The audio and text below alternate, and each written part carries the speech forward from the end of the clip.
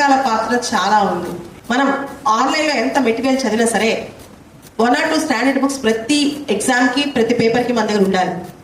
అటువంటి ఒక అద్భుతమైన ఆలోచనతో మహేష్ లాంచ్ చేసిన ఈ బుక్ మీకు చాలా ఉపయోగపడుతుంది. టాపిక్స్ నేను స్వయంగా చదవడం జరిగింది. దీనిలో 10 చాప్టర్స్ ఉన్నాయి.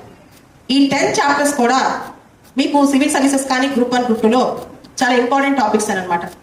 సైన్స్ అండ్ టెక్నాలజీని మనం గమనిస్తే మనకి కొన్ని నోట్స్ మనకి ఎక్కడ దొరికింది. ఉదాహరణకి స్పేస్ టెక్నాలజీ కానీ, నానో టెక్నాలజీ కానీ, డిఫెన్స్ టెక్నాలజీ కానీ, ఇటువంటి నోట్స్ మనకి ఇంటర్నెట్లో కూడా దొరుకుతుంది. కానీ క్రాప్ టెక్నాలజీ, ఫుడ్ టెక్నాలజీ, ముఖ్యంగా సివిల్ సర్వీసెస్ ఎగ్జామ్లో crop sciences, agriculture technology questions బాగా పెరిగిపోయాయి.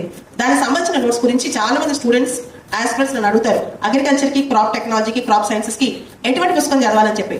ఏ పుస్తకంలో సమగ్రమైన సమాచారం లేదనమాట.